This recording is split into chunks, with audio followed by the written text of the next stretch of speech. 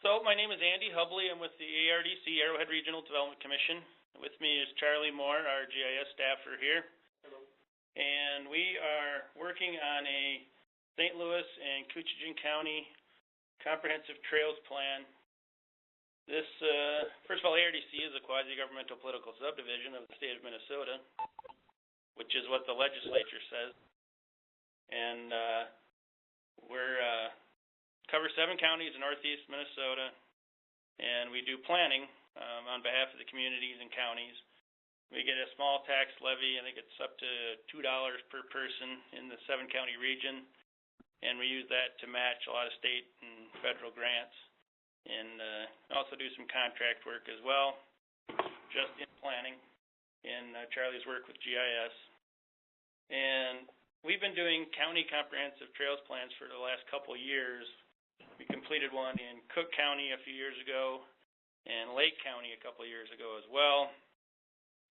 And we've discovered that getting everybody in one room, essentially, I guess in this case in one phone line, we've gotten a lot of good reviews of demonstrating cooperation, and it's worked well with funding sources to demonstrate that the public and the different players are behind a project, that potential competing interests have aligned themselves and everybody's on board with certain things.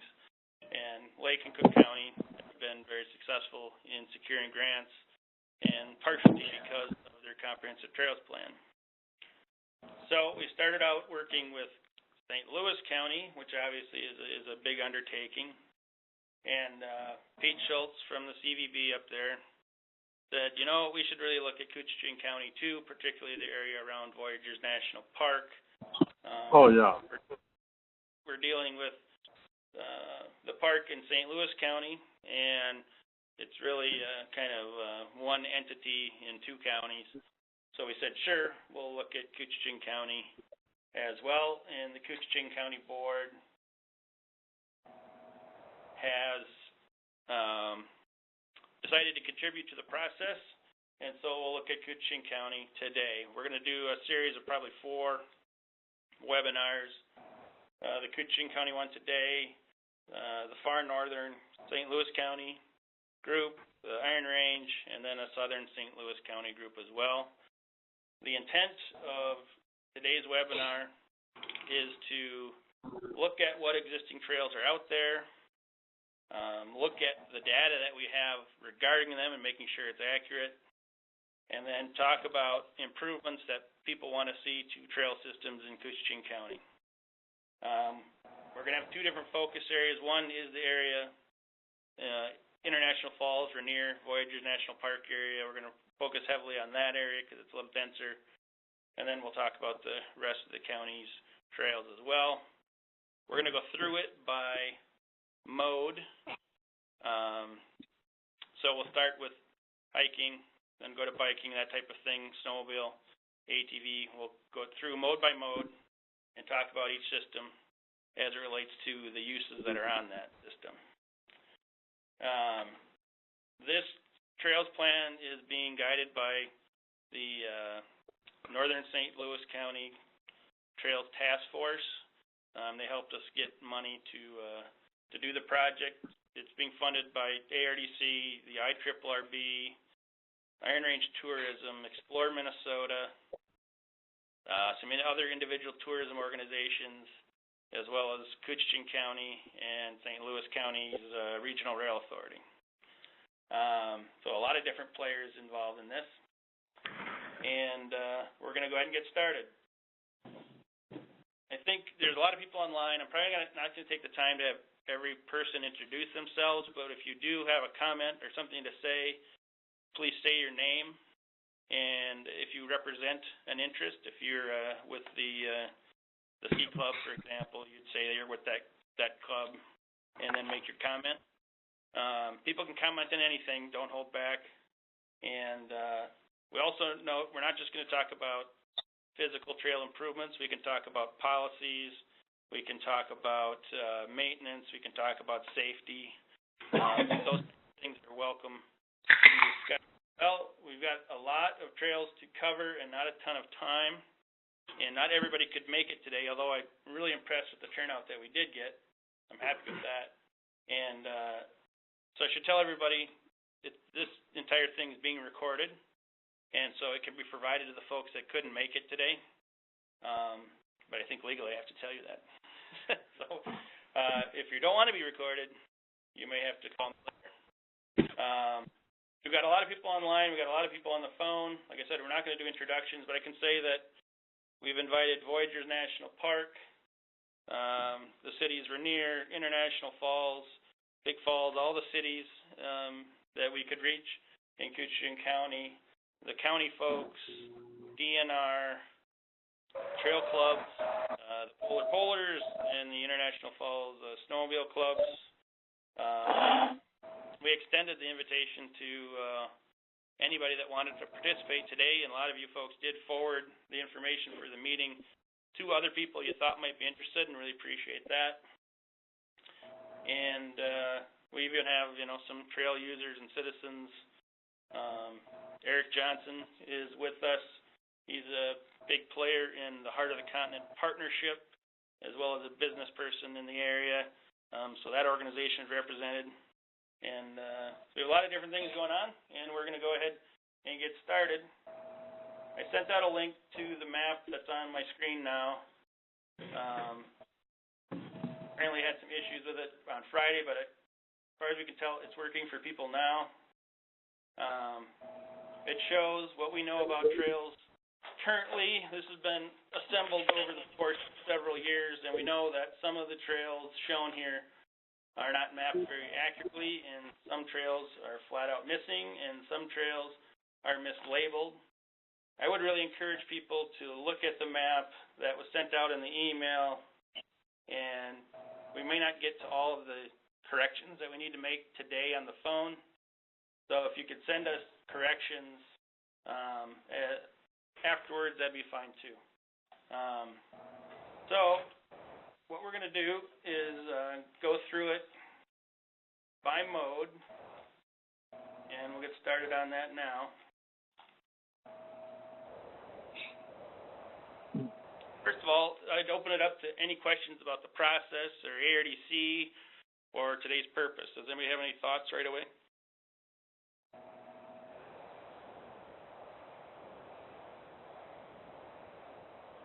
Okay, sounds good. So we're going to start talking about, we split it up a little differently. We're talking about by mode, and the first mode is shoes, walking, hiking, running, and snowshoeing. The map, we're going to start in the Voyageurs National Park area of Koochiching County, and you can see the trail systems there. We'll start with hiking. We know there's a hiking trail on the north side of the road that has been in the news lately. It is county operated, I believe. We have the far extension of it listed as an ATV trail, which we know I don't think is true. Can anyone tell me what the status of that hiking trail is today? I know it was in the news regarding land ownership. Yeah, Andy, this is Pete Schultz from the International Falls and Rainy Lake CVB. The trail is on private land, and they're trying to work out how to make that more accessible to the public, and we have temporarily stopped advising people to go there. But it should stay on the maps because I believe it is going to be made available again. The extension, as to whether or not that's officially ATV or not, I couldn't speak to that, but the extension is on public land off of the private land. So that is technically open now. It's accessible from the town roads and county roads, but not from the private property. Can people hike on that? Well, we don't know if ATVs are allowed or not. I have no idea if it's open. This is Brad, DNR. It's So the first portion's on private, but it's on MnDOT easement, and it's MnDOT has an easement for that whole parcel north of the highway, and the hiking trail leaves from the public water access. And so based on the MnDOT easement, I think they're good to go over that private. It's private land, but MnDOT has a pretty solid easement over the whole thing. And then someone, I think, whether it's DNR Trails from our end or DNR Forestry, because Forestry, I believe Forestry, it's forestry-owned land. The public land are managed, and so whether it's them that needs to get a limited use permit with MnDOT or Trails, I think that needs to be figured out. But it's open, and then I'd say it's pretty sure that last bit is not open to ATVs. Okay. This is Jim Bigler. I'm president of the International Voyager Snowmobile Club, and I believe you are right. It is not. The only one that I know of here that is open to ATVs is the Blue Ox Trail. Okay. We'll get to that trail in a little bit, but I just wanted to clarify that. Obviously, looking at our lines, when you zoom in, they're pretty much just heads up, digitized. They're not GPSed in. I don't know, Brad, if that's ever been GPSed in accurately, or if you have a more accurate file of it. I have a good file of the ski trails, the hiking trail. I have one. I could get it to you. I don't know how. I think it's a little better than the one that's in there. Okay. That you I'll have showing. After the meeting. Okay. Okay. So we're still on hiking. What other hiking trails exist? We know there's some hiking is allowed on the Tilson ski trails. Is that true or not true?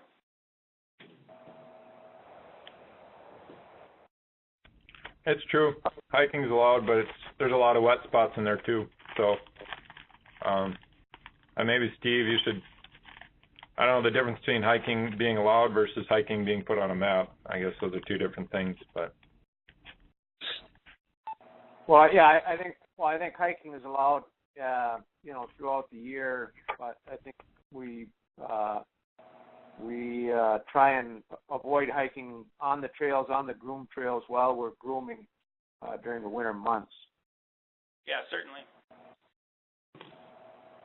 Are there trails at Rainy Lake Visitor Center, hiking trails? If they are, they're fairly small. Yeah, you can see the Oberholzer Nature Trail there, going from the Visitor Center out alongside the little bay there. Okay. Yeah, this is John Snyder from Voyagers. I can send you shape files of all the trails we have if that would help. It would. But yeah, that one's, the Oberholzer is missing, and the Black Bay across the water is missing also. That'd be good. We'll have Charlie get a hold of you about that, because it jumped out right away that the Black Bay trails were missing from the map. Yep. So that'd be good. This is Jeff Hardwig, Polar Ski Club. One of the reasons the ski trail is not a hiking destination is that the initial part of the trail crosses about a half mile of bog, and it'd be pretty hard to walk in there currently. Yeah, you can see that pretty easily on the map there. What about over here coming off the park property though? Is that more hikeable? Probably less so. The initial portion of the ski trail off the county road off of 96 is all cattails. Yep, I can see that too. Okay. What about hiking improvements? Is there a strong desire for additional hiking in the area that's on the map now? Do people have any thoughts about improvements to hiking facilities?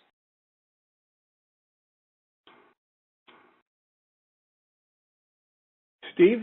And Pete, I'm just going to say that the Rainy Lake Recreation Trail is accessible to people hiking or biking in the summer. So I don't know if that means a change in its designation. Does the color code indicate that it's a bike trail only? Well, it does. We look at things like primary use, and a paved trail's primary use would be biking, but walking is certainly a very high use, maybe even higher than biking on the trail. But it's coded as a bike trail because of its paved trail status. But walking is certainly encouraged on the trail. Hiking in this area is obviously challenging because you can see the wetlands. The interior of the park is only accessible by boat, and I think it pretty much, I guess you could say it is what it is, considering private lands and everything else that's going on in this area. So I will talk about walking in general. Pete talked about the Rainy Lake Trail, the paved trail that's available. We have also worked on getting every sidewalk in the region into our database, and we've done most of International Falls, and we even actually have a condition rating. We would need to complete Rainier, and I think the other cities of Koochiching County haven't been rated yet either, but that's something we're working on. The plan will probably talk about encouraging sidewalks being constructed where feasible. Between sidewalks and the paved trail, that addresses walking, running, those types of things. If we look at the Voyageurs National Park area of the county and talk about snowshoeing. Snowshoeing, of course, is interesting as a trail because the point of snowshoeing maybe is to get off the trail and do some exploring. We know that the park does have snowshoes for people to use, and snowshoeing is allowed on the Black Bay trails. Is that correct? Yes. Some of the Black Bay trails are cross-country ski, but there's also a hiking trail that you can snowshoe. Okay. And is that in the files, the GIS files you have of that, is that used in part of the data? Yes. Yeah. Okay, perfect. Any thoughts on snowshoeing in this area?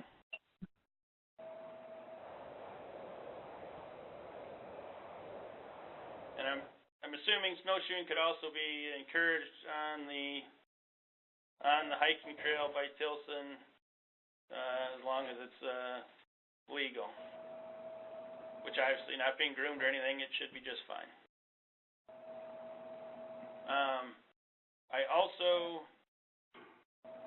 I don't believe that the county plows any part of the Rainy Lake recreational trail in the wintertime.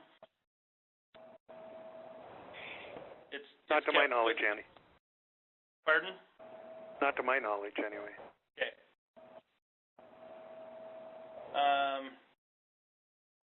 So looking at the other parts of the county,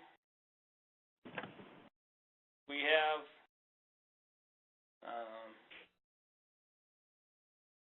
I'm not sure where any other hiking trails would be in the county. I believe the state park. That's Indus. There's the state park. City of Little Fork. This is Sonia. Yeah. We've got a small hiking trail through Lofgren Park. It's only about a half a mile, but it is used for snowshoeing in the winter, or people hike around through the park and walk through there. It's not long, but it is a hiking trail. That's good. We are noting that, and we'll find it here. I didn't see it on the map as you were breezing by, but there's a hunter walking trail, hiking trail, at the confluence of the Big Fork and Rainy Rivers in what used to be called the John Hubbard Experimental Forest. It's now a Rough Grouse Society management area. And the hiking trail basically parallels the river out to the highway again. Yeah, that one's not on here, and we have pretty good data on the Hunter Walking Trail, so I'm not sure why that one's not on here. What is that? Is that a state forest, Pete? No, it's a privately owned forest owned by Mulpus Management for the most part, but they allowed RGS to develop a management plan for it, and thus it became available as a hunter walking trail, and in the summer, obviously a hiking trail. Yeah, that's why it's not on here then, because it's not managed by the state. We'll work on that one. Andy, it's Steve Johnson again. There's a short, about a 1 kilometer hiking trail on the interior of the Manka Ski Trail, which also is not listed on this map. The Manka Ski Trail would be just east of the Rainy River Community College property. Just north of Keenan Drive. And we've actually proposed to the city of the interior, or the ski trail is lighted, and we've actually proposed to the city the possibility of lighting the hiking trail as well on the interior.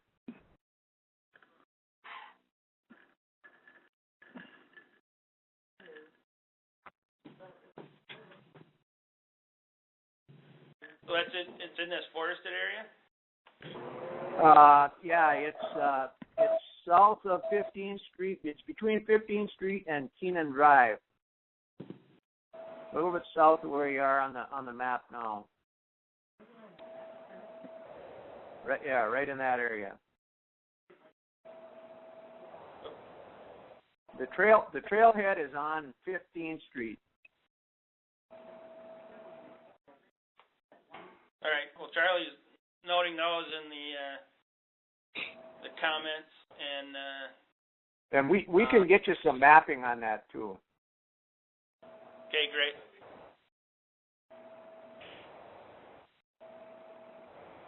Okay. Hey, Andy. Again, we may not have time to talk about all of them today, but if you see something else that's missing, please let us know via email, and we'll get a hold of you.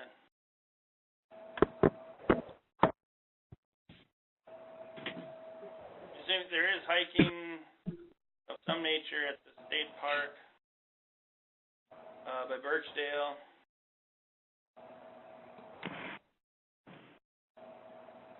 Different trails. I've been there myself, so those are there.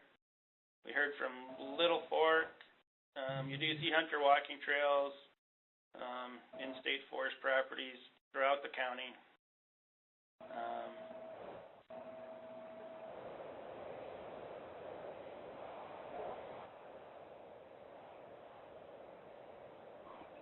The default.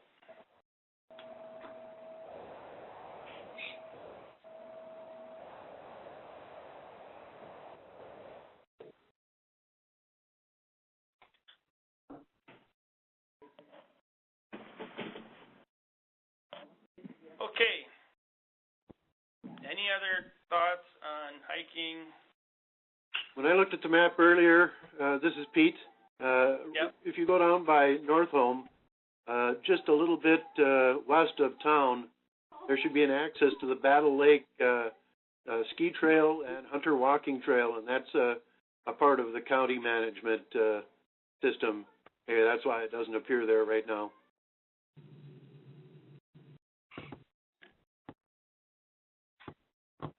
Okay, I see Battle Lake, so okay.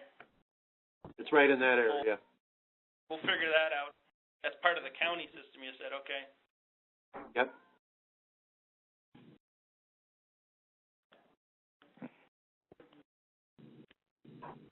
Okay, well, that's good input, and we'll scoot along here.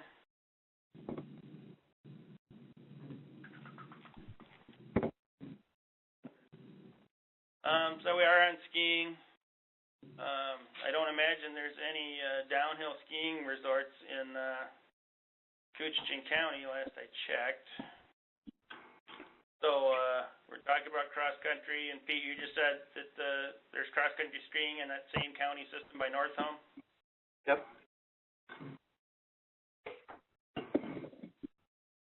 And we know we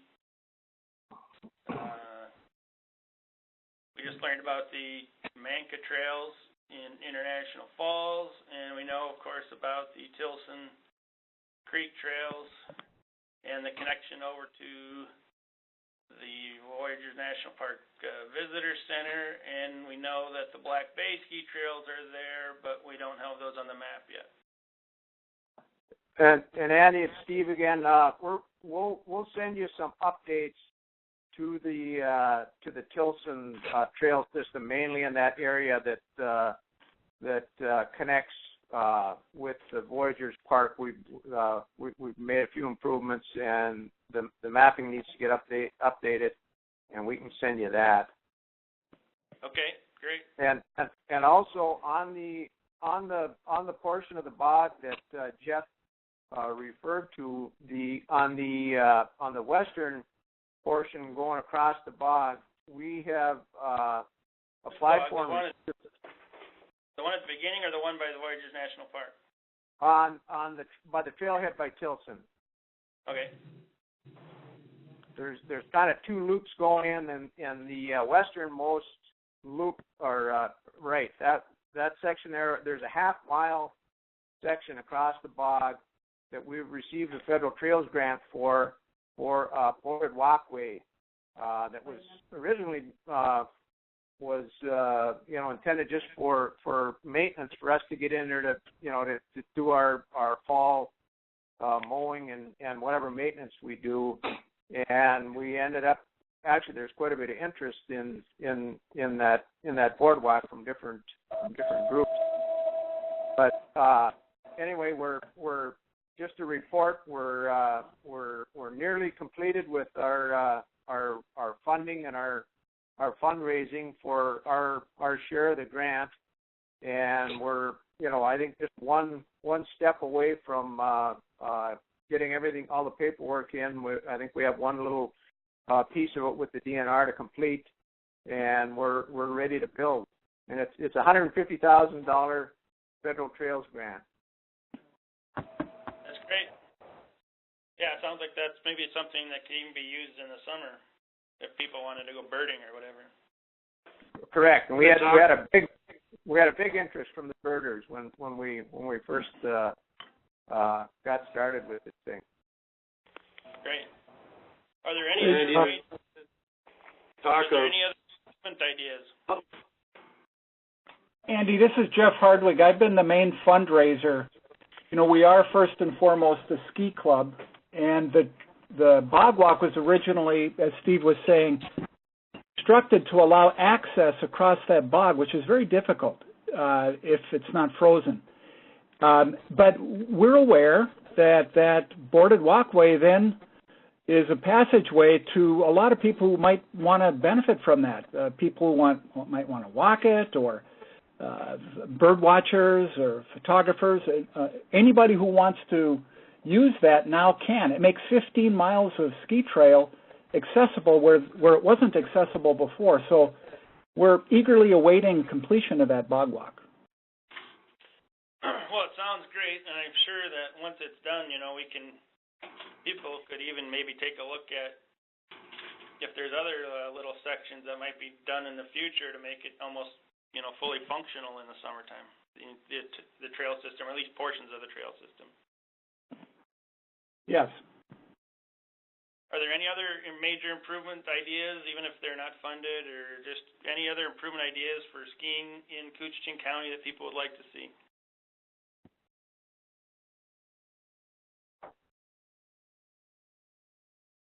And again, this isn't the final time for input, so if people think of things, that's fine. Would you characterize the ski club as being strong with membership? We hear in Lake and Cook County when we did this, we heard a lot about the ski clubs, being of a certain age, the members, and concerns about young people not joining clubs and not skiing, how would you characterize the ski club and its ability to maintain those trails in the future? Well, I think you're right. It's probably a bulk of the membership are older people, but we're making an effort to get young people involved. We joined the I don't remember the name of the association that it's the Minnesota Youth Ski League, I believe is what it is. Trying to promote young skiers. And actually, last year had a pretty good membership and involvement. We kind of got stuck with it this year, but it's our number one priority for next year when we start the season to reestablish that youth ski league and try and get some get some more youth interest. And we feel not only getting the young people involved, but we also get parents and families involved once we get the kids out there. So that's a big initiative for us to start the season next year. That sounds great. Okay, we're going to move on to animals as a mode of recreation on trails. Horses, dog sleds, ski-juring being the primary things we other places. The desire for dog parks, and probably won't take a look at the parks themselves, standard fenced dog park. But we hear a lot about just designating certain trails as off-leash and things like that. So that's what we'll talk about now. We'll start again in the northeast corner here. To my knowledge, there's no horseback riding trails in the area here. Ski-juring is probably not allowed on the Tilson trails during the winter time. Is that true? Yeah, correct. On a Grant and Aid trail, that dogs aren't allowed.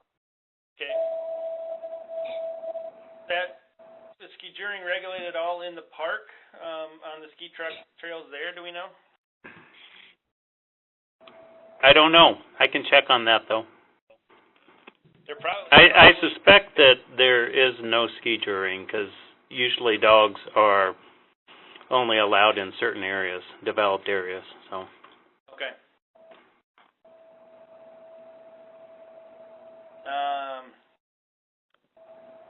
It's unique here, I guess, too, with the lake, depending on snow depth, slush conditions, but there's probably opportunity for ski-juring just out on the ice at times, too. Do people feel there's a giant demand by the community for ski-juring?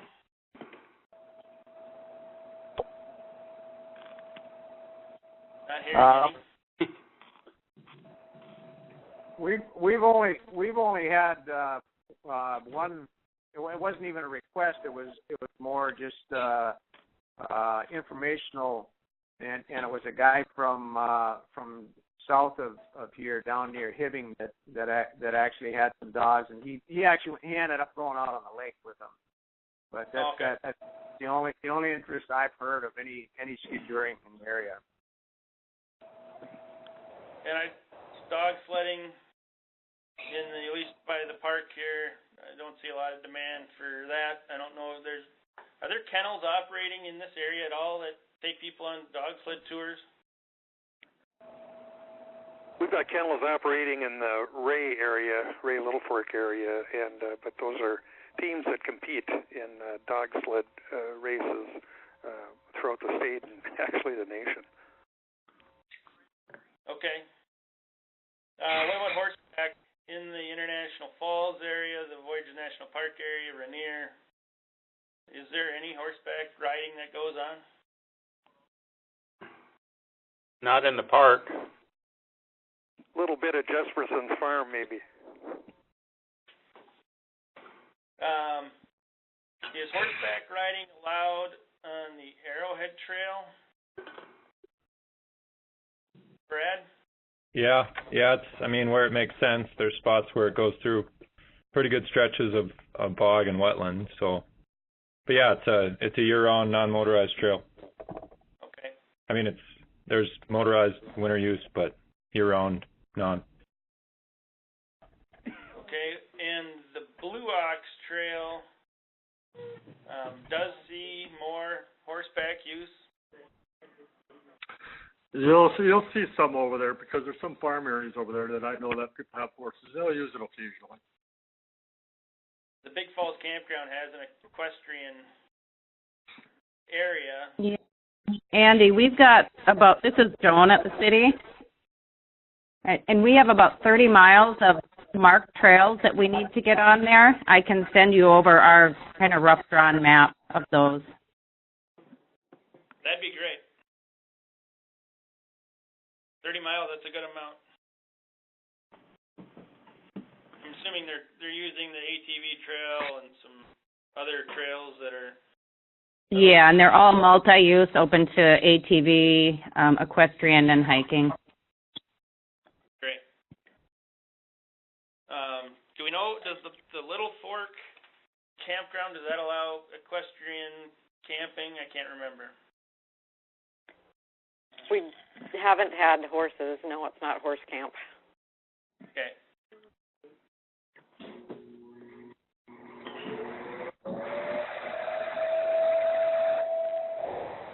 Unless somebody has some additional discussion about, or I guess the question is do we want more horseback trails in Koochiching County? Is there a demand? Is there a need? I guess looking at Big Falls as being the one area that is encouraging it. Do you see a need for more trails and more miles in that area?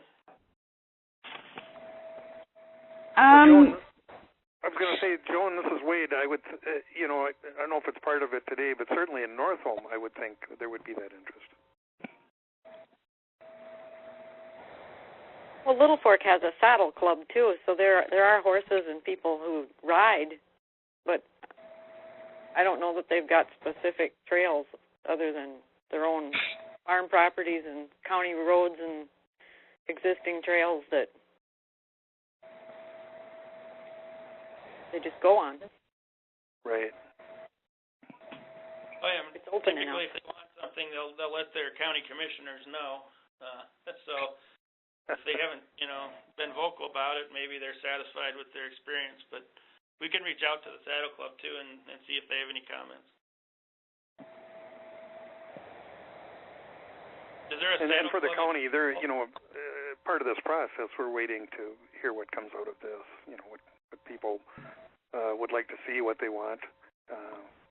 Rainier, by the way, before we leave that area entirely, they're looking at a huge private investment in Rainier, including hotel rooms, and so anything that exists in that area obviously could be promoted and advertised, as it could throughout the county. But particularly for the one in Rainier, it's going to be a large investment and should attract a lot of people. Okay, good. Okay, I'm going to move on to bicycles.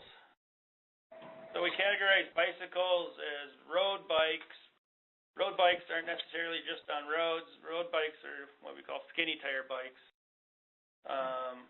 Generally are on paved trails and paved roads. We have gravel bikes, which are on gravel roads. And yes, there are bikes specifically made to ride on gravel roads. We have mountain bikes, which are made for generally what we'd call single track, purpose-built mountain bike trails.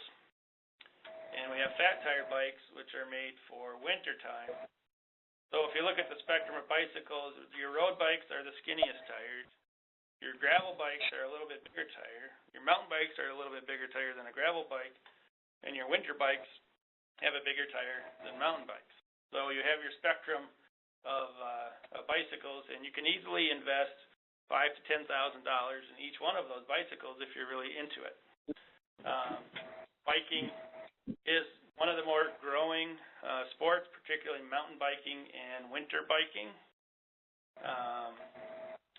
mountain biking in Koochiching County. Well, first let's talk about the road bikes.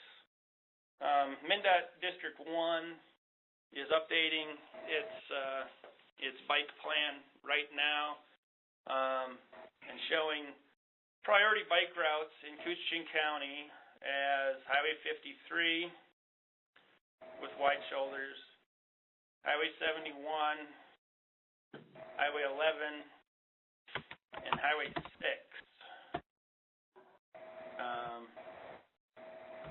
Heading south from North Home. We also know that some of those roads I just listed aren't with giant shoulders and the greatest pavement, but MnDOT will talk about ways that they want to improve those facilities when their plan comes out here soon. There hasn't been a giant examination of county roads that are good for biking, but that plan did take into account county roads as well. We have the paved bike trail that's partially on-road, partially off-road from International Falls to the Rainy Lake Visitor Center. It's off-road from International Falls to Rainier. That's not International Falls. From International Falls to Rainier.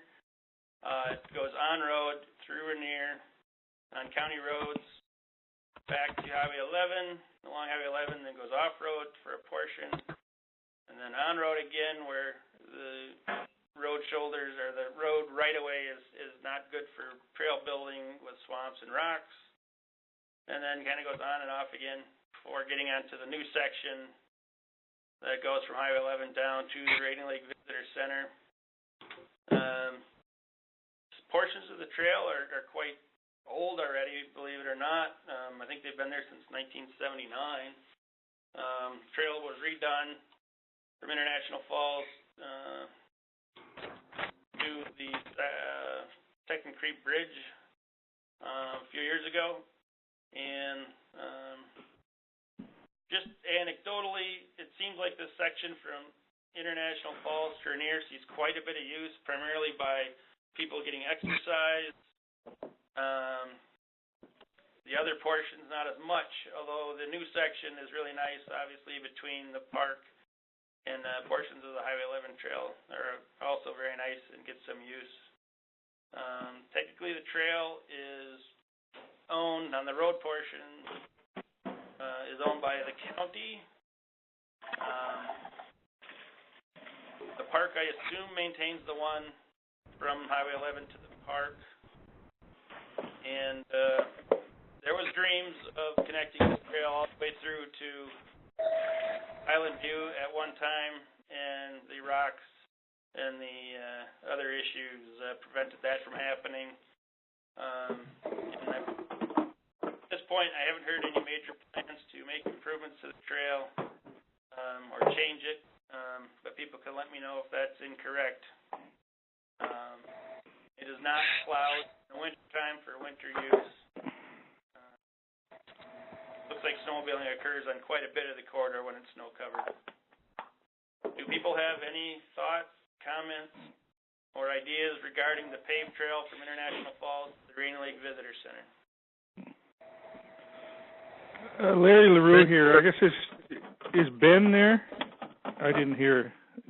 Ben DeGrosse, is he here? The trail that goes from the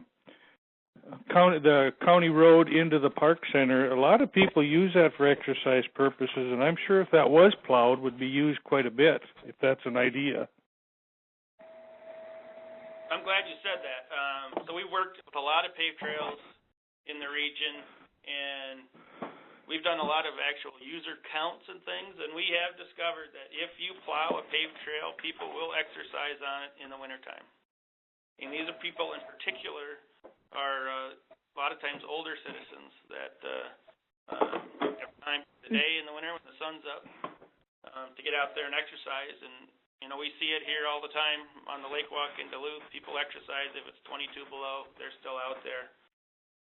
From a health perspective, plowing paved trails is a real benefit to a community. And So, I think between International Falls and Rainier could suffice in that area as an exercise facility, but my understanding is that's treated as a snowmobile trail connection as well to get to the community. Did anybody comment on that about snowmobile use on the paved trail? that's the walking no longer bike trail allowed. Oh, it's not no allowed. longer allowed. The county reached out a couple of people and retarded the whole thing, and we are no longer allowed on there. And that's a lot of times due to the funding source that was used. We can't allow snowmobiles on those federally funded paved trails anymore. Yeah, and the trail now in the last couple of winters hasn't found. There's a lot of people that do walk it in the wintertime. Andy, this is John from Voyagers. I can comment on that section from the visitor center to Highway 11. It is currently not plowed. When we did the compliance for it, it was supposed to be basically a snowshoe trail in the winter, and then a bike and footpath trail in the summertime. There has been somebody wanting to, suggesting us groom it for cross-country skiing, but we have not done the compliance on that either. So I suspect we could probably plow it if we wanted to, but that would have to be a discussion within the park, above my pay grade. It just seems like it's an awful nice trail to be sitting there not being used all winter long. Yeah. Either for walking, skiing, snowshoeing, or something. Yeah, I guess that was my big thing about it. Well, I think you're right there. I think you're right, Larry, because I know a lot of people around just our neighborhood that go up there in the summertime and use that trail for walking. Right. And I know they will go up there in the wintertime and use it too.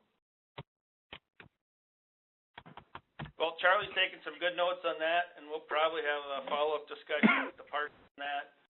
And I think we'll have a follow-up discussion with the county, too, about the trail between Rainier and International Falls as being a potentially important corridor for exercise in the wintertime.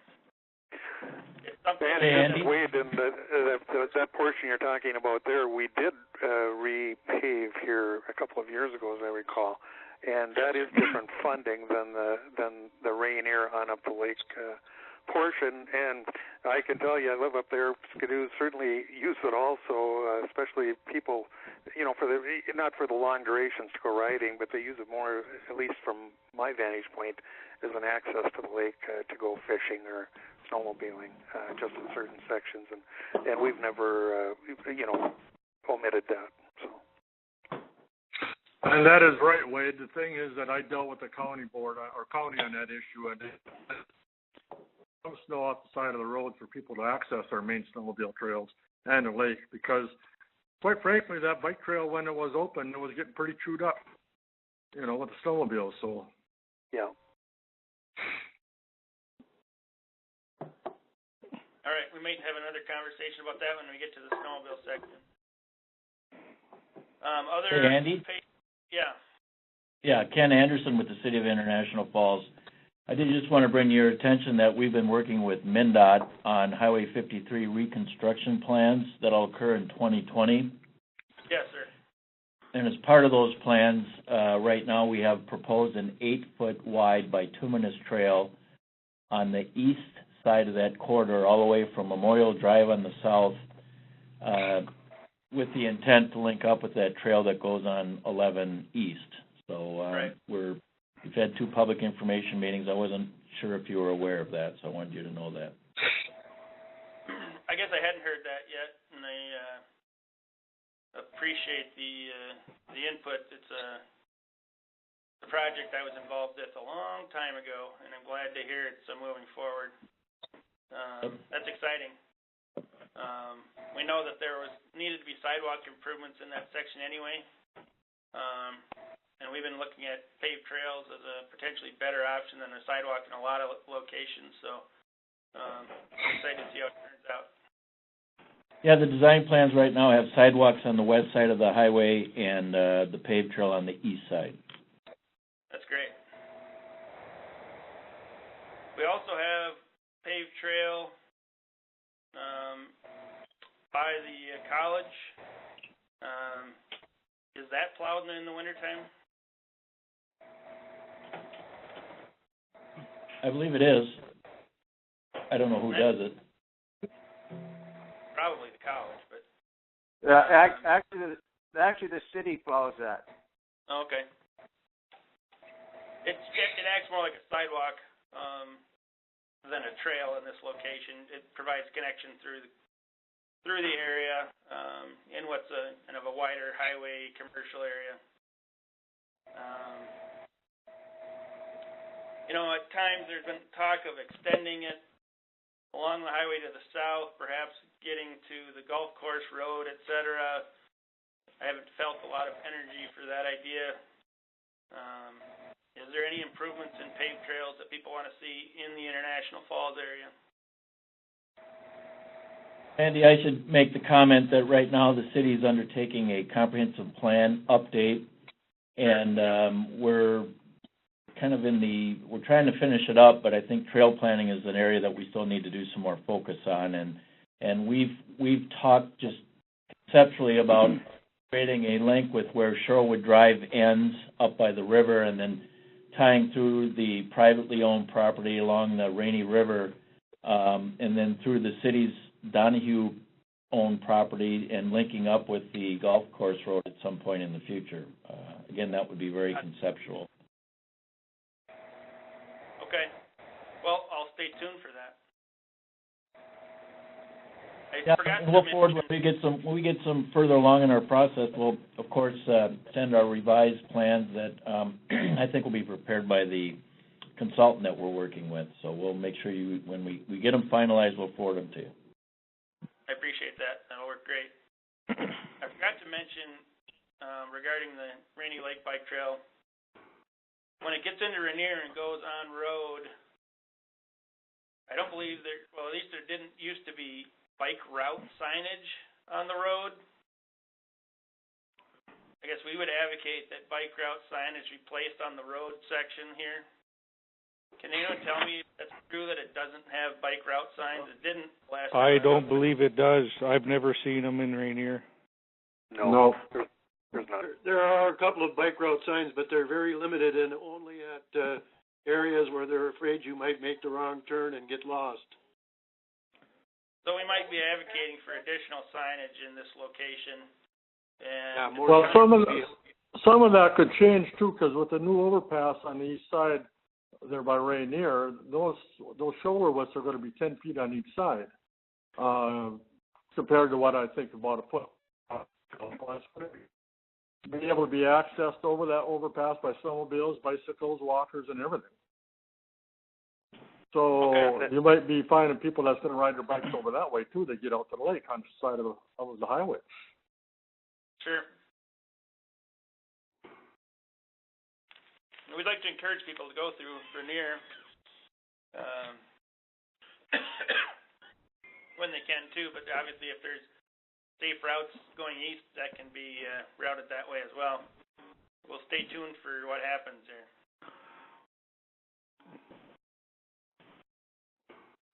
Okay, other parts of the county, paved trails, paved shoulders, biking, gravel road biking.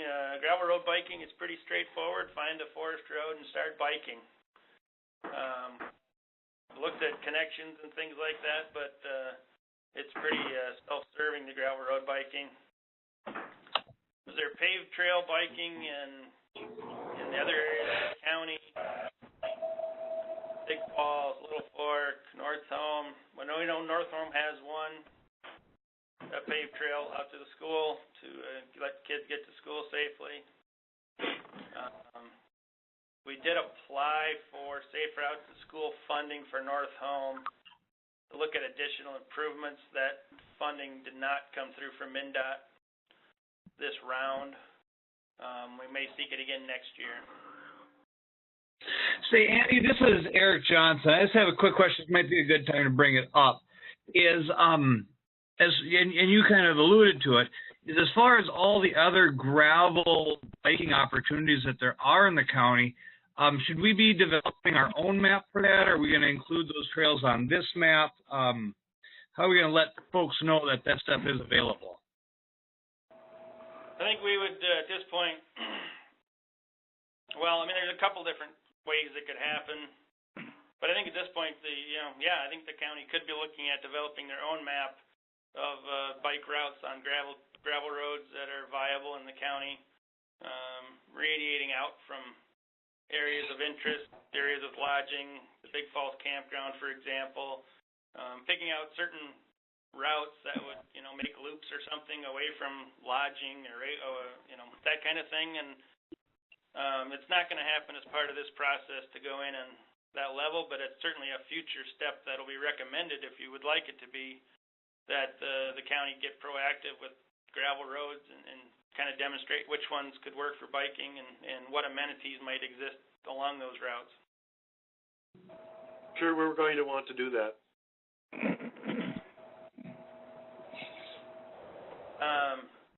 Okay, great. So that'll be something we talk about, is just getting a better handle on what the gravel biking opportunities are in the county. Well, Andy, this is Wade. I think Little Fork and Big Falls, we got that bike route in Northholm through Congressman Oberstar. That's how that happened, and it has been well utilized.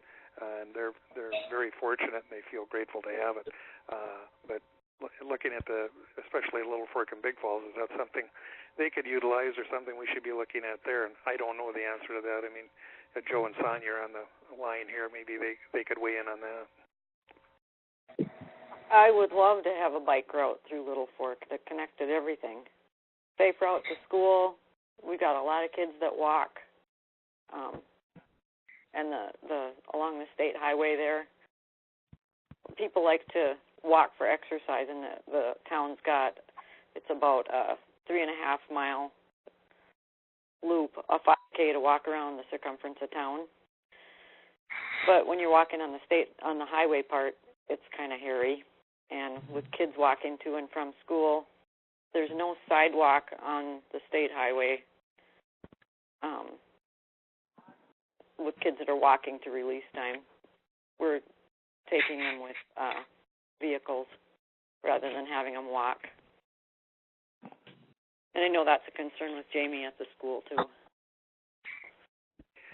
Well, it'd be great to have a bike route. Those would seem like, or Andy, if I could, those would seem like candidates for the Safe Route to Schools program, possibly, or, we haven't had any applications from Koochiching here in the last couple of years. I sit on that board and committee, and maybe that is something we could tie into this. Yes, absolutely. And we have talked about it, Jamie and I, briefly, but we haven't gotten an application together yet. So maybe that's something we can work with them on, yeah. The way the Safe Routes to School program works is you work with both MnDOT and the ARDC to put things together, and if you're interested, we can work with you on that. That would be awesome. All right, it's in the notes. Yeah, Andy, this is Eric Johnson again. Maybe I'm just missing it on the map, but I think there is one, before we get off the bike trails paved, there still is a trail on the north side of Highway 332, also known as the truck route, just south of the airport. That was part of the reconstruction of that year or two ago. Yeah, yes, that's true. It rings a bell. I'd have to look at it again. Looks like when this picture was taken, the actual road was under reconstruction at that time. We'll find out for sure and get it on there. Thank you. That brings us to mountain bikes. Not a lot of mountains in Koochiching County. Other spots that have become mountain bike popular are mining pits. Mountain biking is a very quickly growing sport among younger folks, and statistically, avid mountain bikers have a higher income than any other sport, which I find is interesting. interesting. So they spend money on bikes and they spend money on biking. Mountain biking is also very interesting because it's almost universally a user-maintained facility. Certainly supported by the DNR and whoever in spots, but the typical maintenance is actually done by a mountain bike club that is responsible for the trails that they sign up for and to help build and maintain. Imagine between International Falls and Fort Francis in particular, there's some people that like to mountain bike, but I don't believe there's any purpose-built mountain bike facilities in the area. Is there any discussion about that? Any mountain bike thoughts at all in Koochiching County?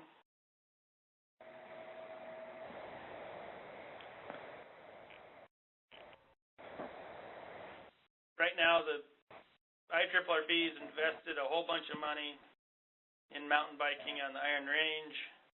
Lake and Cook County have recently been awarded lots of funding to build mountain bike trails. So there's going to be opportunities in the region. I do imagine there's some interest in International Falls in particular, and then all over the county. But with the ground as wet as it is up there and flat, there may not be opportunities to construct mountain bike facilities in the area unless somebody has a different idea. Andy, this is Pete, and I can tell you that at the Trails Task Force, we've talked about trying to have something available to mountain bike enthusiasts in all the gateway communities for Voyageurs National Park. But you're correct, it's not just International Falls, it's the other gateway communities that don't have the available public land that's above ground and so on. So it is an issue, but we would like to have something available for that segment of the society in each of the communities. All right. This is Wade. I think the only possible area, and by the way, Little Fork's one of the gateway communities in International Falls, but the only hills I see are the Black Bay Hills and the hills around the park entrance area there where the headquarters are. But whether it's feasible to build anything in those areas or not, I don't know. But that's probably the only place that's got enough sustainable hills to incorporate something like that. We do have some gravel resources in the Rainier area that potentially could become bikeable if they're mined out, but I believe they're privately owned at this time.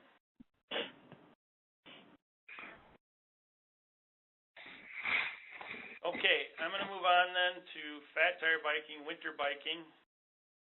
I believe there is opportunity in Koochiching County, obviously, for winter biking.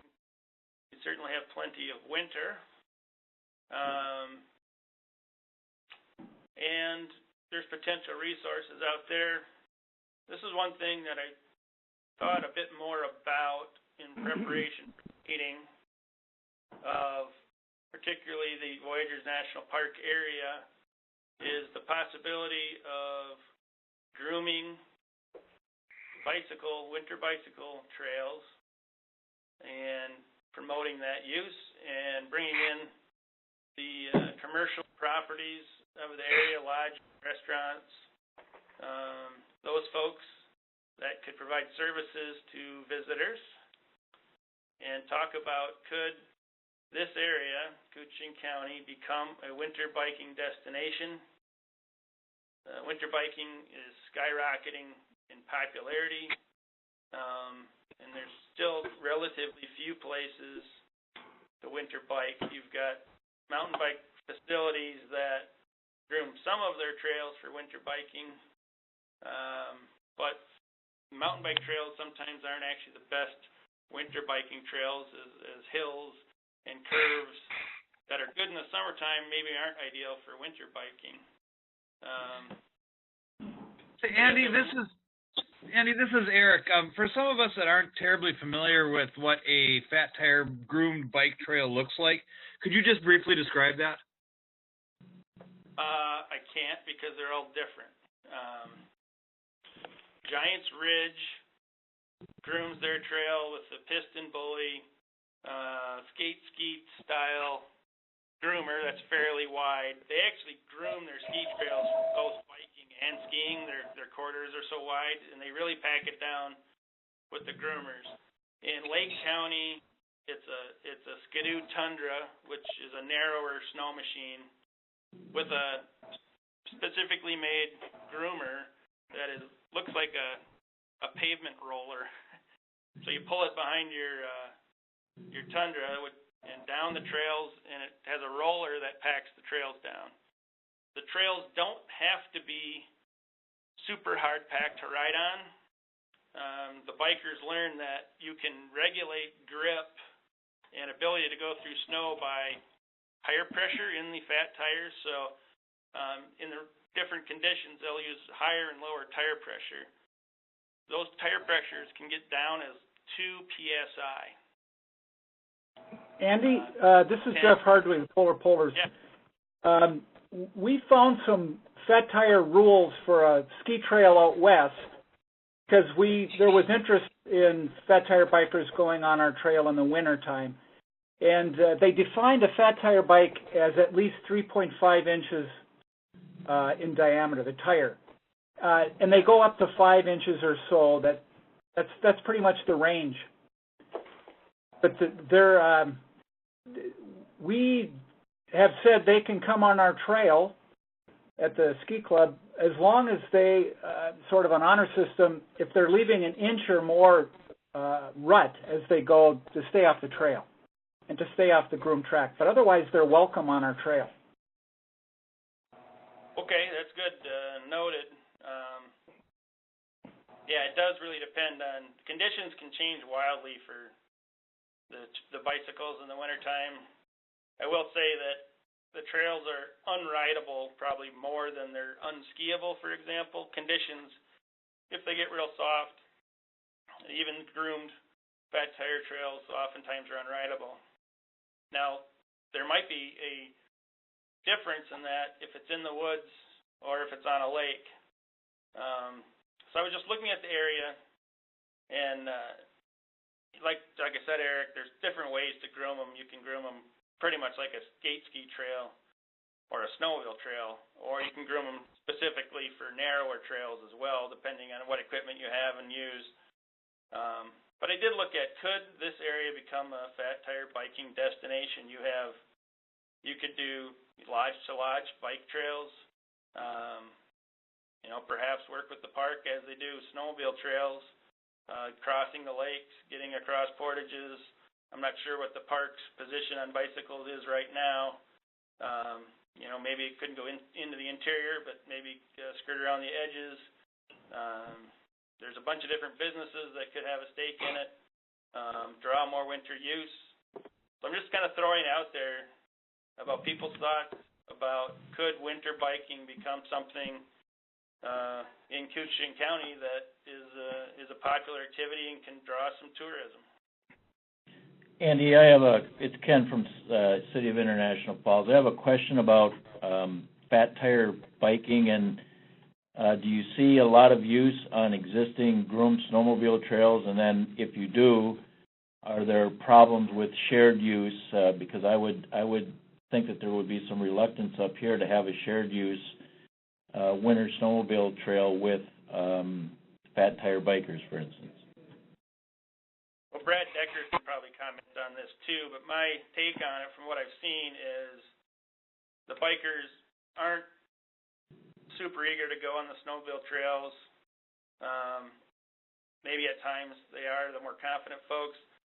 What the bikers have told me, though, about going on snowmobile trails is they can always hear the snowmobiles coming because they're a fairly quiet sport, and they tend to get out of the way, essentially. That being said, I'm not sure I would be real confident in going on snowmobile trails, especially trails that have a few curves and hills on them. I have a comment on that, and this is Jim Bigler from the Snowmobile Club. The only snowmobile trail that we have right now, and I've been dealing with the DNR on this for quite a few years, that their fat tire bikes would be allowed on would be the Blue Ox and the Arrowhead. All other grant and aid trails that we groom up here are off limits to anything but snowmobiles. That's correct. Right, and we're not. Only the state trails. I think we'd be pretty reluctant to let anybody else on there but snowmobiles. And that's fair. And this is Brad. I was just, to go along with what Jim's saying, and the Blue Ox and Arrowhead, they're allowed on. We don't really advertise it. It's just the safety side of it, but they're definitely allowed on there. Right, and Brad, my point too on it. We talked about it. Yep. My concern is, first of all, it's registration from snowmobiles that grooms all those trails, and the second of all, the last thing we want to see is any accidents out there. Yep. And that can happen. Yep, and it would be I would advocate if this area were to look at inviting fat tire bikes is to work out a new trail system for fat tire bikes. That would be the smartest way to go, the safest way to go, just like the ski club has theirs and everything. I mean, the ski trail crosses our East End snowmobile trail a couple times, but we both have it signed real well, because we don't want to see anybody get hurt. But you got to remember the big thing is it's our registration that pays for all this grooming. The spots where it become necessary to look at some sort of shared corridor and how wide that corridor could help regulate that could be potential things like portages from one lake to the other, where there really isn't a lot of options to go through the woods a different way and create new trail corridors. And we would have to look long and hard at about safe ways to share those facilities if it's at all possible. But I envision separate trail system for fat tire bikes if it's going to be truly promoted as a use and a destination. I would agree with that 100%. I mean, a good place to put them would be up a nice trail up through the park somewhere. Take off from Black Bay and make a loop through and come back by Shea Shea. It'd be a beautiful ride on a fat tire, I would think.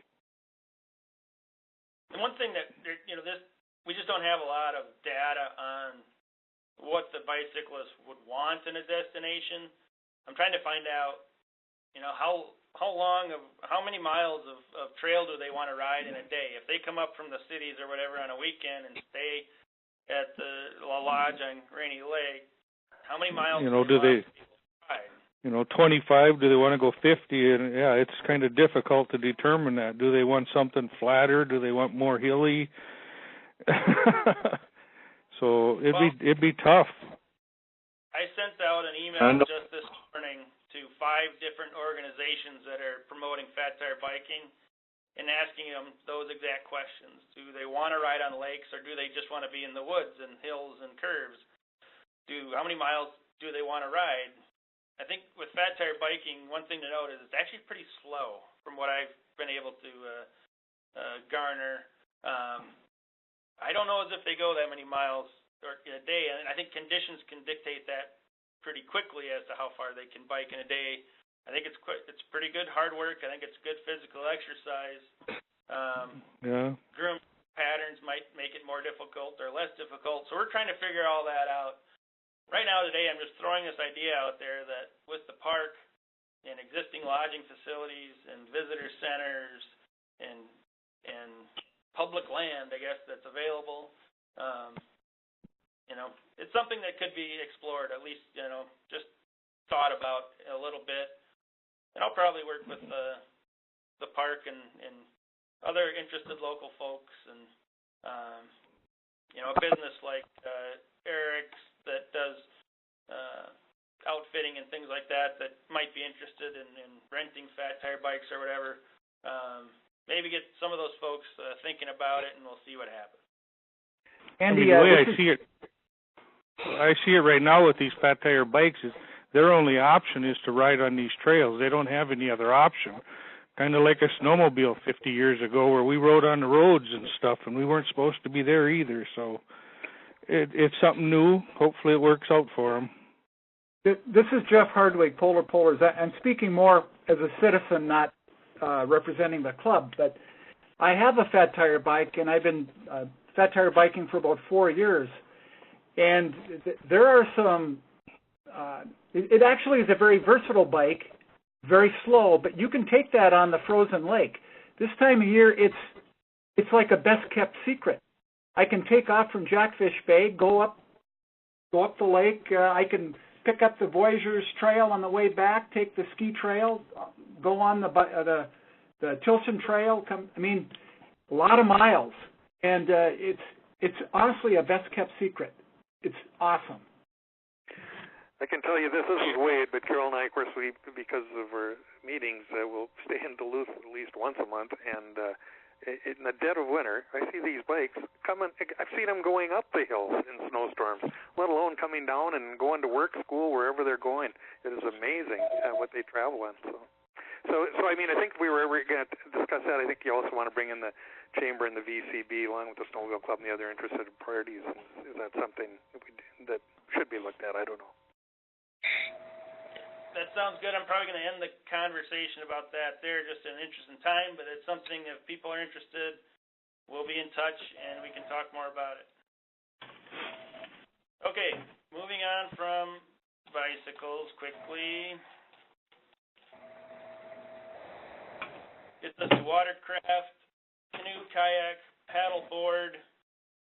We know the park and all the things that are going on there regarding watercraft. There is the Big Fork and the Little Fork rivers and the Rainy River. I'm not sure if people paddling is on people's radar screens that much. We know that the rivers have campgrounds and facilities and portages. Is there paddling improvements that people would like to see in Koochiching County? Andy, this is Pete, and I'll just throw in there that, yes, people use the Big Fork, the Little Fork, and even the Rainy for canoeing and kayaking, and there is a business in Big Falls that caters to them, and it's significant, I think, number of people that are looking for that type of recreation. One thing that I noticed on your map is that the river accesses are not marked, and they should be. Some of them, like, for instance, the Manitou access on the Rainy River is suitable only to a non-motorized craft like a canoe or a kayak.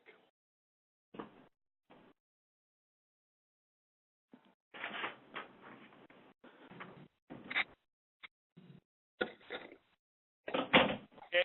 Any other thoughts on paddling?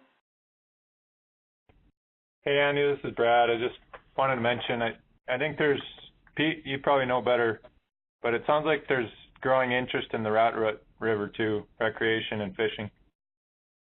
Yes, they've been trying to restore that river and make it a more palatable stream for fish spawning and also for different types of recreational fishing. Trout, I understand, and fly fishing are something that could be reintroduced at the Rat Root level. I would just add that there are, even to this day, there are a lot of people that do utilize the Big Fork River. I mean, it is absolutely beautiful for anyone who's ever been down that. And Carol, when she was younger, her and a bunch of girls used to do that annually. I think it'd be a wonderful thing for the city of Big Falls because it is truly unique. But as far as the Rat Root, I mean, for years there was I can't remember his name, but did that business of getting Johnson. River Johnson. So there's a track record there anyway, and I think that's one of the things we really do have to offer. You don't need a lot of money to put into facilities. I mean, you've got the beauty right there, and people can utilize existing facilities, resorts, etc., and still utilize this. So it's something I think should be promoted more myself.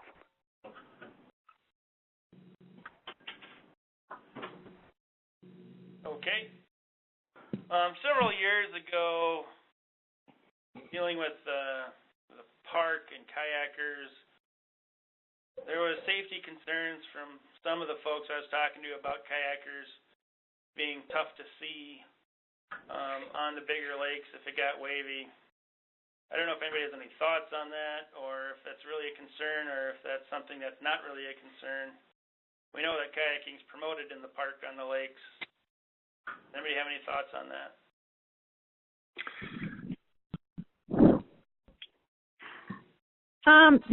Can you guys hear me? This is Christina Hausman with Voyagers National Park Association. Yeah, we can hear you. Great. I guess just a comment. Anecdotally, we are seeing kayaking as a user group grow pretty rapidly at Voyagers, and we work with a lot of kayaking clubs out of the Twin Cities, and they've been sharing that they feel like as, you know, different user groups are sharing the lakes, they've really seen kind of the interactions between different boater types improve greatly. And just a quick note, we are doing a small project at the Rainy Lake Visitor Center to add a new access point for paddlers so that basically paddlers and motorboats don't have to kind of load in, and it helps with an access safety concern at the visitor center there. So that'll be completed in June. So that's something we could mark and take note of. Does that, some of the kayak facilities that I've seen are including adaptive facilities for folks with disabilities to get out in kayaks. Was that looked at all with that new facility? Great question. I don't think we have that component to the project. We're a limited REI, but we could consider that in the future. I think that's just something that everybody on the call can always keep in mind, is that we have folks out there that want to recreate that don't have the same physical abilities as a lot of people, and if there are projects, it doesn't have to be every project, but trying to find opportunities for those folks in Koochiching County is something to strive for. Yeah, we do have handicap accessible campsites in the park, a few of them, you know, with lifts and things like that, but that paddle access that Christina's talking about is doesn't necessarily have that. Yeah, like I said, like she said, maybe just something to think about in the future. Yep. All right, any other paddling comments? Okay, we're moving on. We get into motorized recreation. At this time, ATVs, off-road motorcycles, off-road vehicles, and snowmobiles. So I've been given quite the education from the DNR on what all the acronyms mean.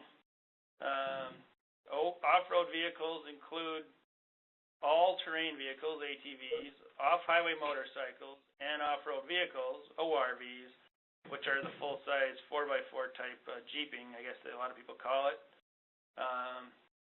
So the ATVs, that describes your three-wheelers, four-wheelers, and the quads. OHM, that's your off-highway motorcycles. We know that a lot of motorcycles are actually dual-use highway and off-highway, and that's becoming a more popular vehicle around the state, is what I've been told. We did invite Bruce Best from the Crane Lake area to attend the meeting. He couldn't because he's riding his ATV down in Moab this week. Good for him. But I know, Pete Schultz, you've been involved in looking at ATV trails in particular in this area. Do you have any thoughts of what's going on? Well, Bruce Vesti and the Voyager Country ATV Club have as a second phase of their plans to expand into Koochiching County to access all of the gateway communities and give us access to the Blue Ox Trail, which then would give you access to the communities south and southwest of here. That access would primarily be utilizing national forest, state and county forestry roads, and in some cases private forestry roads such as Multus. And we've met with the federal and county forestry folks as well as Multus, and they're agreeable to allowing that use, but they can't make any guarantees. For instance, Craig Holla at MOPA says he has to bring any proposed plan to his higher-ups, and they may or may not approve of any given plan for any type of reason. But the plan is there, and in the meantime, St. Louis, Itasca, and Koochiching County do allow ATV travel on county roads, and in some cases that includes some county forestry roads, and in some cases it excludes those because they're winter roads or they're just simply not suited to ATV use because of wetland issues. And we can get you information on those within our area, be able to include them on your map. That's not a problem. That sounds great. And we know that ATV use is growing as a sport. I forget what Bruce said their membership in Voyager Country ATV, the big club is, but it's quite large, and there's certainly a growing interest and different ideas out there. And I know Pete has worked closely with those folks and making sure Koochiching County is included in those ideas. That's one problem we have up here. I was contacted about 10, 12 years ago about somebody developing an ATV club up in International Falls, and I pointed them all the directions, but it never happened. Nobody ever grabbed the bull by the horn, so we don't have one here. Going back to Pete, with his statement there, you've got to remember one thing, that the Blue Ox Trail is only open to ATVs from April 1st to December 1st, and then it's open from snowmobiles December 1st to April 1st. That's true of many other trails too. Okay, good. Andy, the one thing that at least we at the county board here that's missing is a hookup over to Northholm from the ATV clubs, and you guys are more familiar with that are more to the east, and trying to make that connection, because I think that deal, then you're dealing with, must be whatever ATV club is in Bemidji or whatever, trying to hook these all together so that people can utilize that, get over to Northholm, and then take that trail on up right through Little Fork and Big Falls up to International Falls in the park here. More utilization. Yeah, this is Jack White. I'm from the ATV club here at Northholm. Okay. I just wanted to add that we have the Blue Ox Trail, and we have another trail up at Sarissa Lake. We also connect to Itasca County, and they have 150 miles of county roads that they allow. And Beltrami County just opened up their county roads too, so we have a pretty expansive area of trails available down in the Northholm area. How big is that club, Mr. White? The Northholm Club? Yes. I'm thinking we probably have maybe 60 members. And those are pretty much just Northholm folks or Northholm area? Do you go all the way? Do members go up from Big Falls or Little Fork? We're just the Northholm Club. There's also an Itasca County Club and a Beltrami County Club. I don't really have totals for all three of the clubs, but. Well, I think clubs are important because it is able to connect people like the DNR or the county board. It gives an easier way to communicate and have a voice. And I think, Pete, you had talked to some folks too about, should Voyager Country as a club just kind of move into Koochiching County, or should the county, and particularly the International Falls area, look at forming its own club? Has there been further discussion on that fact? Yes, we've talked and tried to see if we can get the people in International Falls to gather up enough leadership to have a chapter of Voyager Country to have its own autonomous voice and be able to help devise the best trails plans for our communities with input from the communities. We can't, however, get someone to step forward. So in the meantime, Voyager Country continues to forge ahead, including us geographically, because they have support from members in our area.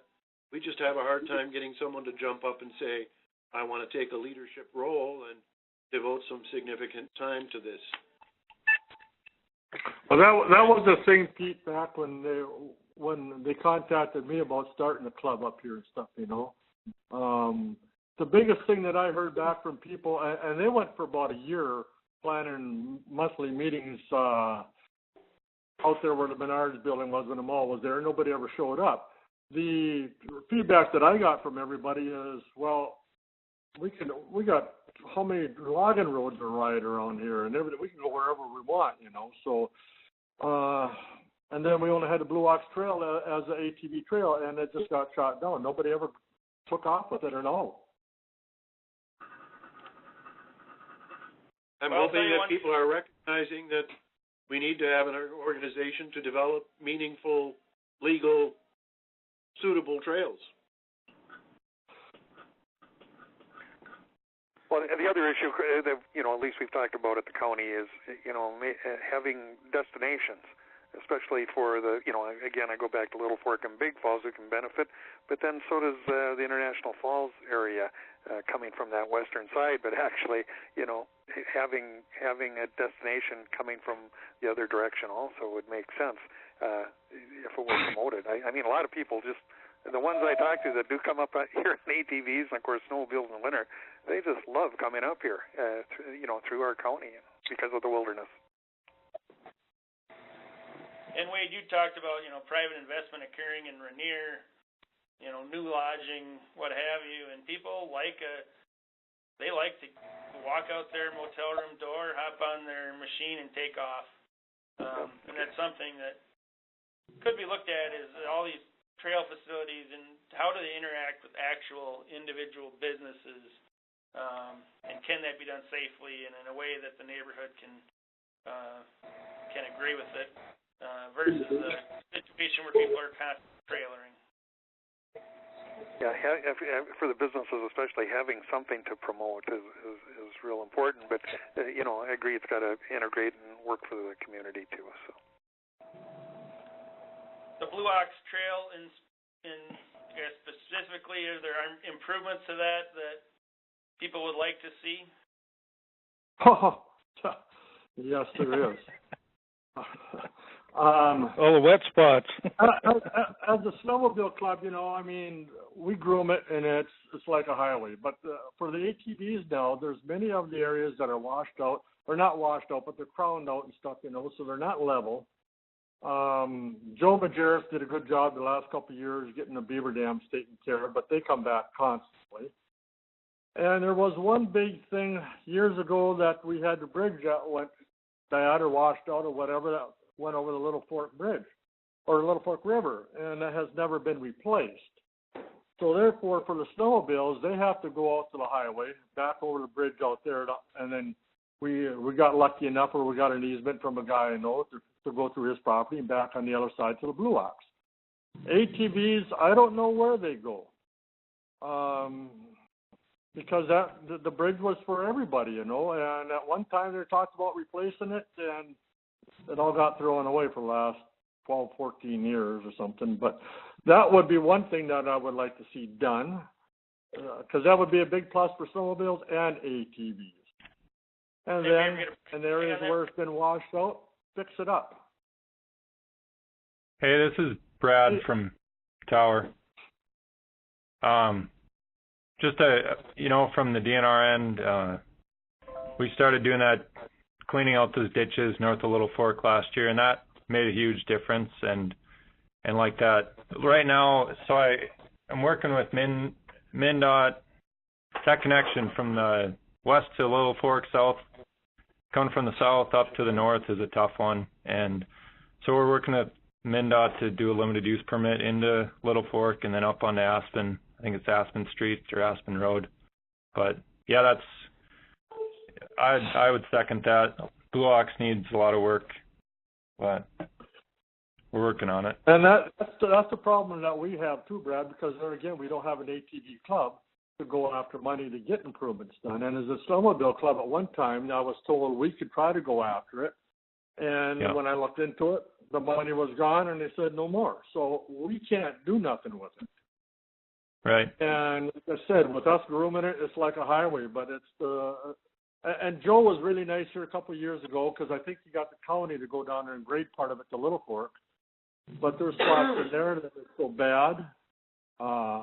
They're underwater. There was times in the last couple of years, and I'm not exaggerating, there was 2+ feet of water at the corner of the Blue Ox and the Arrowhead Trail. Definitely, yeah. Last fall we could not get through there. Last fall we blew a few dams, and you know, like you're saying, they always come back. But the thing that made the biggest difference was taking an excavator up there and right off the trail cleaning out those ditches. You know, like those last, I don't know, a few miles south of the shelter, down to those bridges, and that it was pretty amazing the difference that made. But it did, Brad, a big difference. Yeah. But the only problem is right now is we only have, other than the guys that trap for the county or the state, we only have one person that traps beaver on here anymore. So they're a nuisance constantly. Yeah. You know, you can't keep up with the fact. Right. I think so, Brad, that there is spots in there that could use new culverts still. They did replace them, but there's a few out there laying that's never been put in. Yeah. That's between material needing more material and culverts needing replaced, and beaver dams and ditching, and there's a lot of work in there that needs to be done. Yeah. Thank you, Brad. Appreciate that. Oh yeah. Yeah, thank you. Looking at the aerial photo, it's not surprising that there's issues. I mean, it's going through a wetland, and there's going to be challenges, that's for sure. But you're right. But you also got to remember, that was a railroad line at one time. So, you know, we're not running railroads down there anymore, or, you know, so it can be fixed up. And we don't have wetlands in Koochiching County. Yeah. That's our official position. Right. We have beaver problems, all that. Clubs can make a difference even when it's on the state trail, not a grant and aid. I think it's safe to say that the Voyager Country folks have been successful going down to St. Paul and getting money, maybe not yet for construction, but for planning and engineering and fixing some of these major problem spots. Well, exactly. And talking to people that like to go riding up here, and I know a lot of them, they don't really hit the Blue Ox Trail because they don't know what the conditions are in.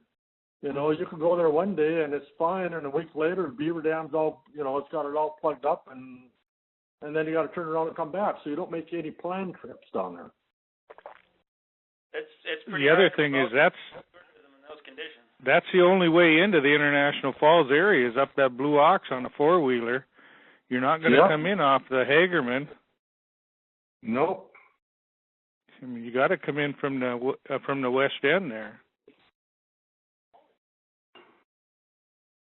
Yeah, unless you're going on roads. Great. Well, even then, you're coming from Cap Togama, you got to cross the Rat Road.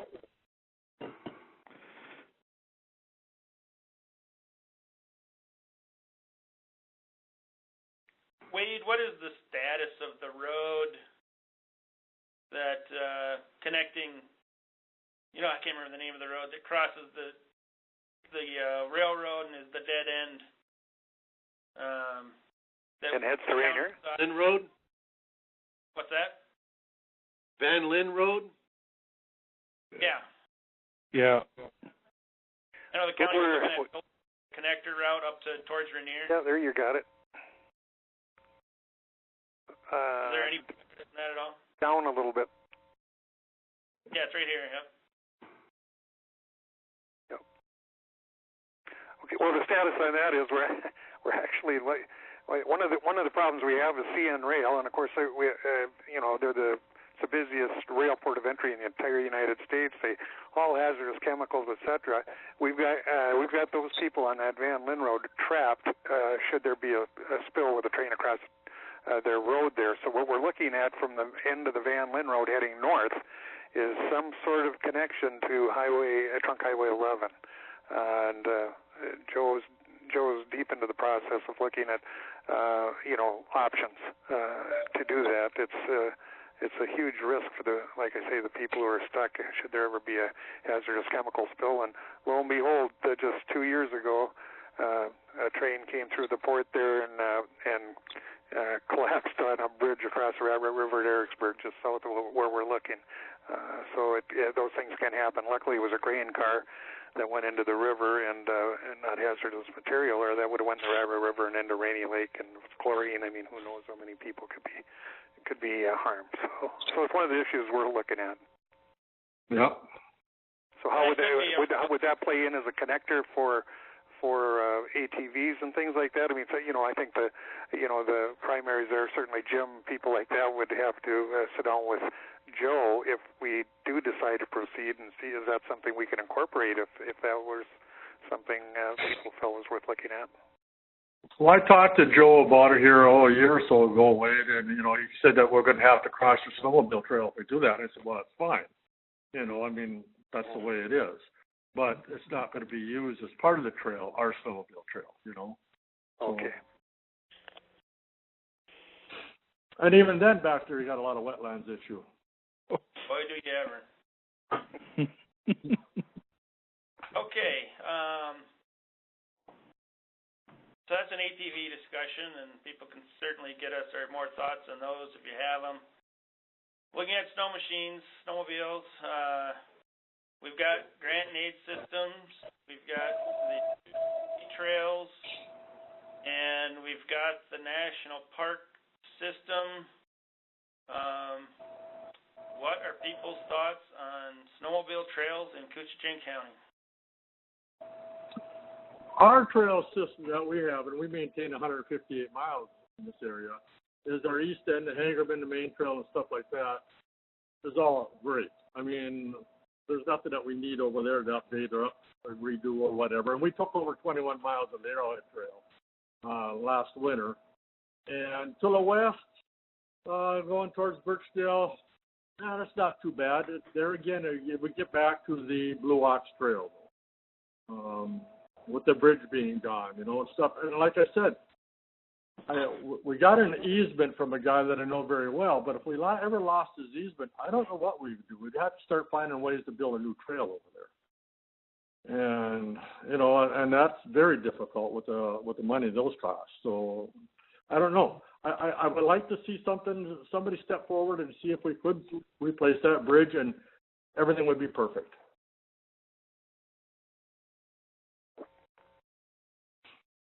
Well, other organizations have sought state bonding dollars for those types of big projects and been successful, so it's not out of the question.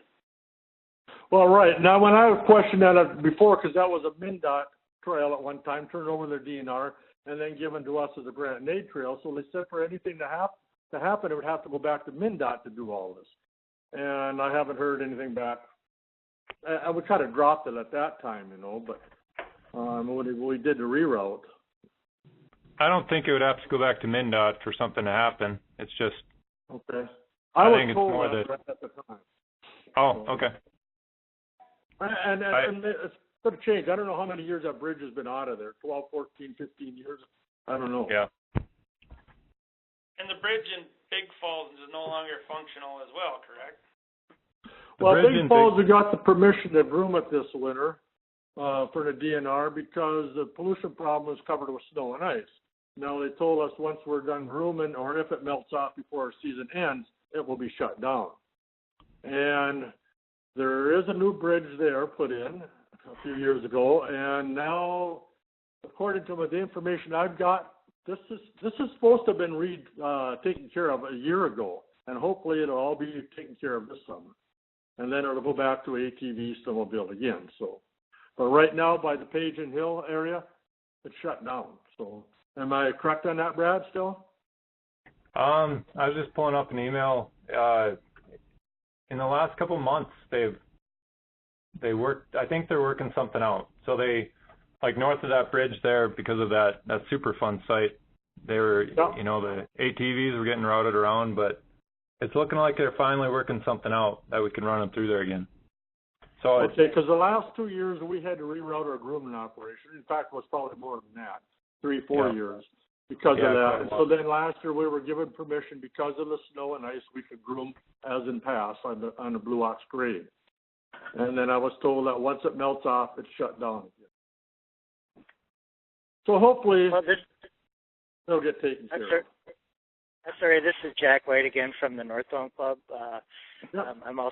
We also maintain Snowmobile Trail. We maintain the Blue Ox Trail. As far as Big Falls, I was talking to the area supervisor down here, and he said that it might be a possibility of putting bituminous over that Superfund area, and that's what they're working on right now, and we're kind of hopeful that that'll happen. Right, Jack, and I was told that too, and then they were waiting for feedback on where it's going to go, and it was a long time, nobody heard nothing back. And I guess this is from the Fed side of it, and nobody ever got back to the guy I deal with on it, so. So this is Brad. I'm just looking at a letter from March 15 that sounds like they came to an agreement that, we'll have to put a fence up on either side of the trail and then put some, it's more than just bituminous, but put something down on the trail to keep all that stuff from being, get into the air. Right. But and yeah, I did hear too now, and I haven't been down there, but somebody put logs on that trail in front of that area of Paging Hill, so ATVs cannot go through there for right now. Oh, okay. And that was a couple of weeks ago, Brad, so. Okay. Yeah, I mean, if you want, I can check where things are at right now, and I could get back to you guys.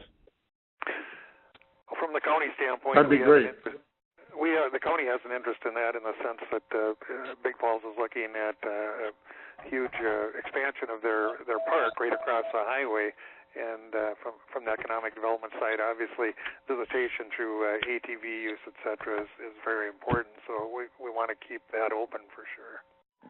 Yeah. I think, Wade, it's going to be open. In fact, I'm pretty positive. It's been so time consuming, Right. I'll send an update to you guys. Blue Ox What Trail was that? Go ahead. Go ahead, Brett. No, I was just gonna say I'll send Jim an update on where things are at, and then Jack, I don't have your email, but if you I can get it from Andy. I'll get it to you. Yeah, that would be great, Brad, because we get asked questions about it too, and stuff, and it'd be nice to be able to tell somebody what's going on. Okay. Yep. Okay. Brad, I know the Tomahawk Trail has a new management plan. Does the Arrowhead or Blue Ox, do they have management plans? So the Taconite got an amendment, so so now we can work on those spots to get ATVs on where it makes sense, but the Arrowhead doesn't. The Blue Ox is a multi-use trail, so I don't think it really needs an amendment. But the Arrowhead definitely needs one. Just the whole master plan amendment thing. It's before we can even go to certain spots and say, well, it makes sense to open this up, or it doesn't, or whatever. We need the master plan is what guides everything. So we need to change it. But isn't it true, Brad, that the Arrowhead Trail is a multi-use trail, other than only snowmobiles are allowed, or motorized vehicles, or something? Well, it's how do you say that? It's year-round non-motorized with, and then for winter motorized, snowmobiles are allowed, but other than snowmobiles, there's no summer motorized use, I think is the technical way of saying it. But so right now, there's signage all over there. No motorized vehicles other than snowmobiles on the Arrowhead Trail.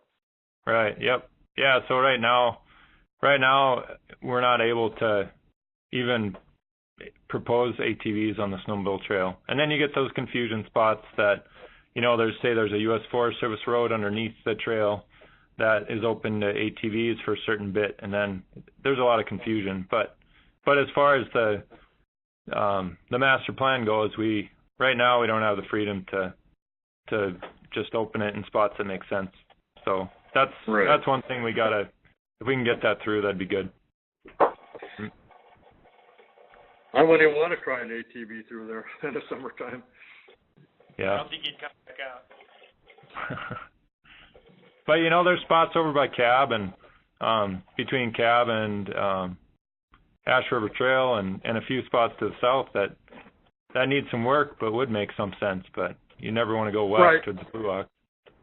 Right, that direction I can understand, but from the K3 at Cab over to the Blue Ox, Yeah. boy, wouldn't be good. Okay. Any other thoughts on snowmobiles? What about the snowmobile system in the park itself? You're missing a couple trails, but I can send you that data. All right, great. There's one that goes through the chain of lakes, through the peninsula there, but And I have to comment on that. The park did a very good job this year maintaining their trails. The park maintains those trails by hiring a contractor to groom, or is that? no, park staff does it. Okay. There's also ice roads. I don't know if you're interested in those or not, but the park plows ice roads. There's one on Rainy Lake and one that connects Cab and Ash River Visitor Centers. I think the ice road could play into a winter biking system of, having maybe a takeoff point, as people could park on the ice road, grab their bikes, and go. Yep.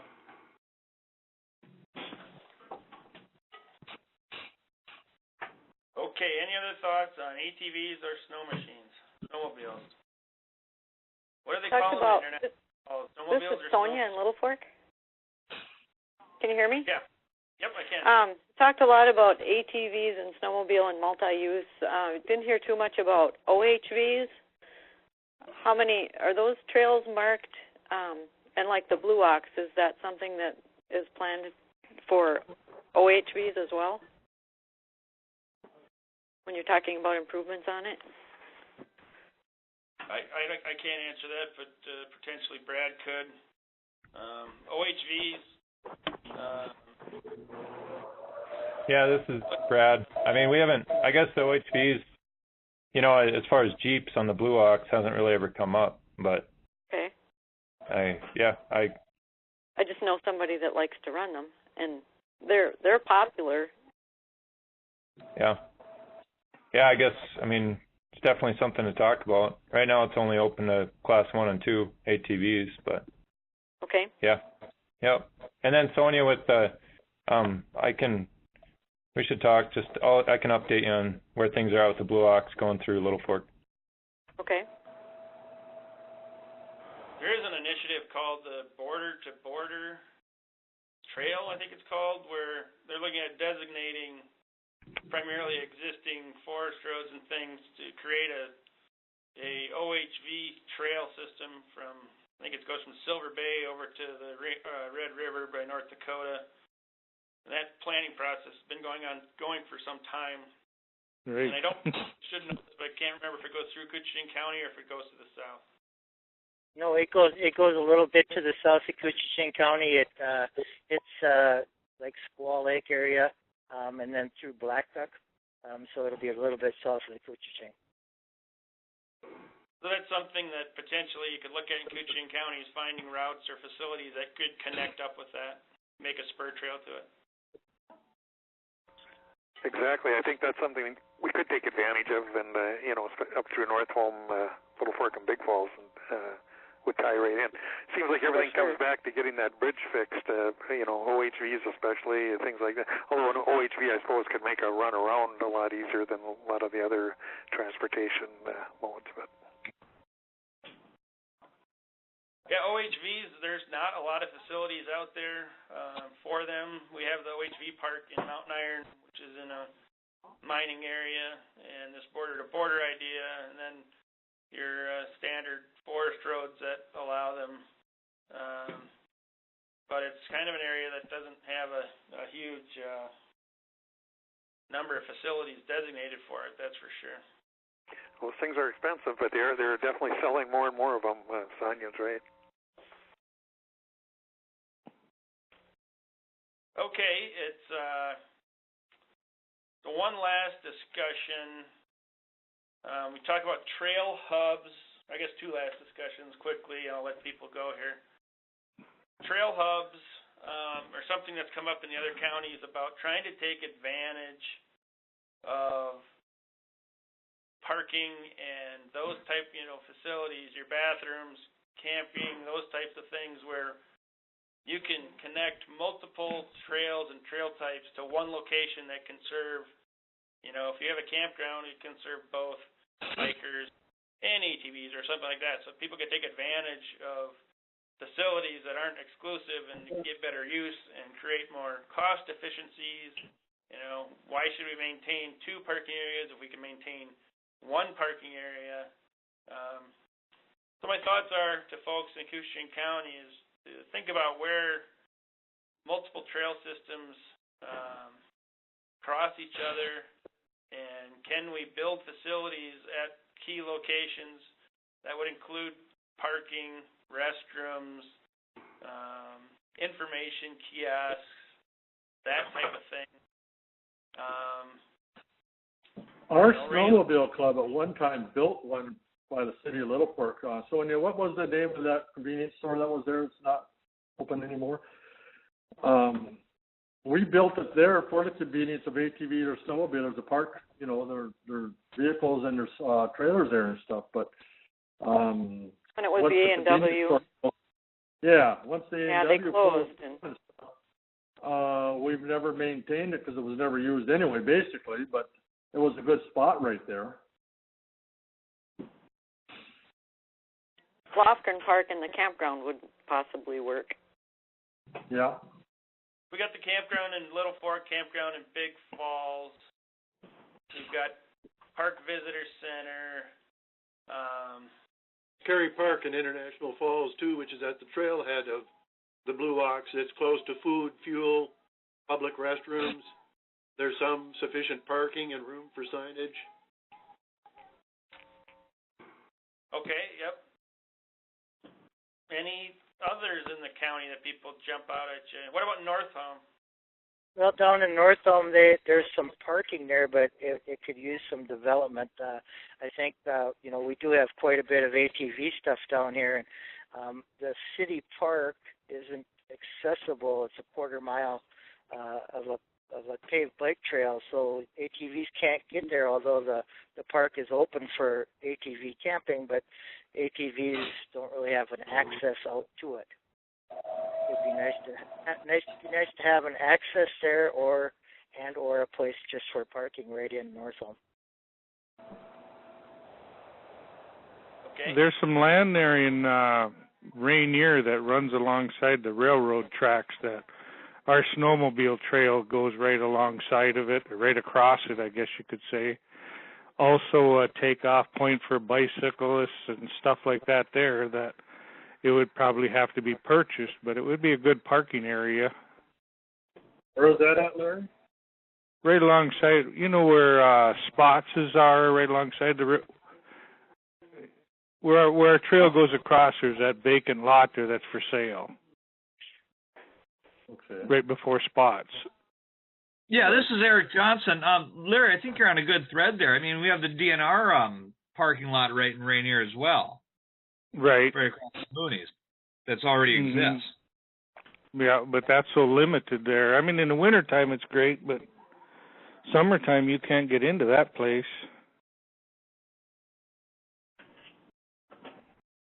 Yeah, and with the new development going on in Rainier, I think parking is just going to be an issue in Rainier in general. It's going to be nuts. It's going to be a big one, Eric. And then with the road development here, with the new bridge and all that stuff being taken out, who knows what's going to change over there for anything too. Mhm. And when you're looking at that, when you're looking at parking in there, what emphasis are you looking at that for ATVs or what? I mean, well, ATVs, I just don't. There's no place for them out there yet. I mean, you go mudding, and then they're going to get in trouble out there. Well, and then that's the Grand A Trail that we have there too, and right, they're not going to go on it. It's only for snowmobiles only. So. Right. So it'd be bicyclists, it'd be snowmobilers, parking and stuff like that. There would be about it, I guess. Boats. This is Pete. I'm going to throw in one other thing, and that's to keep in touch with the city of Rainier as the highway and the overpass are replaced, because the existing acceleration lane is going to disappear. You see that triangle piece? That's, yep. That's gone. That little connection from County Road 20 over to Highway 11 will disappear. And that might give you a place where you could access parking in that area. Because the acceleration lane will no longer be there, but rather be part of the entrance right onto Highway 11 from that T intersection. Yeah, okay, got it. And Rainier, I think the community is aware of the parking and is seeking ways to enhance the community while still providing facilities. They're painfully aware. I know they've done some visioning recently and things, and they're not standing idly by. Okay, so those are trail hubs, and people can continue to think about spots like that, and we already know some, and we'll talk about that in the process. The other thing is safety. We talk a lot about different signage, and I know this has been talked to death in some places. I don't know if Koochiching County right now has a universal signage system that you see in other places, or what the discussions have been regarding that. Does anybody have an opinion? Well, as far as the snowmobile clipper signage, we get ours through the DNR every year. And our guys do a great job of putting them out in all our trails, the corners, railroad or the crossings, stop signs, you name it. So. I'm talking about the universal signage that you see in other places. There's the National Grid or safety, specifically regarding telling people where they are and where to direct first responders.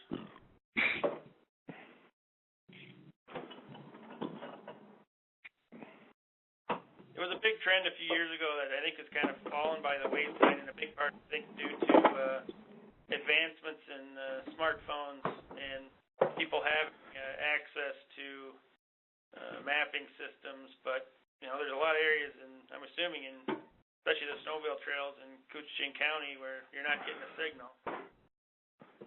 Well, that's it. You're going to find that out in the middle of the woods all the time. I mean, no matter what kind of phone you have or whatever. I tried to get it quite a few years ago through the DNR, where our trail, our main trail and stuff goes south. When you cross a few of those roads, the logging roads or whatnot, to put signage on there what that road is called. Because if you got a tourist up here and he gets in an accident, at least you can go to the main road and call in and say, hey, I'm sitting here at the North Ash Lake Road or whatever, Because right now it's just a guessing game for them.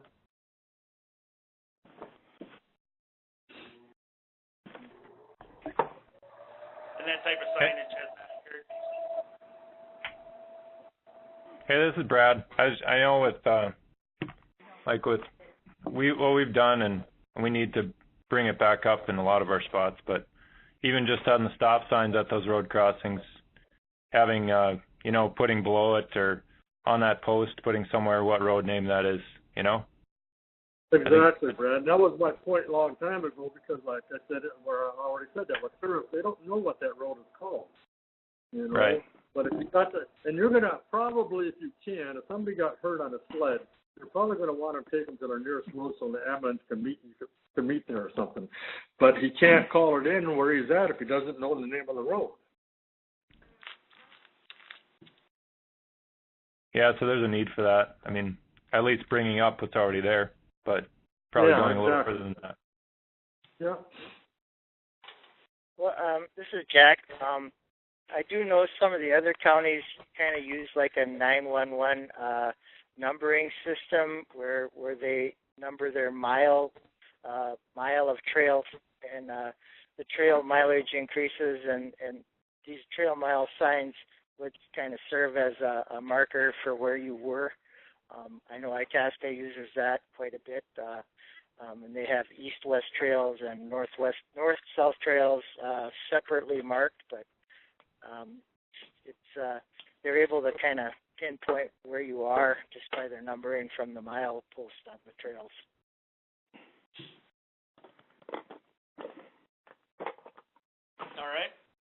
sounds like there's some interest in improving trail safety through signage. Well, my feeling on that is that we promote this area so tremendously as far as the snowmobiles and whatnot to get everybody up here. I've been doing this my whole life, so I know where I'm at, and so do most of the other people around here, but you just worry about somebody that's out there that's not from here or whatnot, just to make it easier for them. All right. Yeah, nobody really wants to hear the horror stories of somebody not being able to call in a helicopter because they don't know where they're at. Right on, Jack. Thank you. I think it's kind of important that we have some kind of a system where we can, pinpoint where this accident may be and how to get the first responders there. Yeah, and that, Jack, makes it easy for both sides, the person that was in the accident and the ambulance people to get there and help them. Exactly. All right, folks, I think that's where we're going to end it today. We're going to take all these notes and these great comments.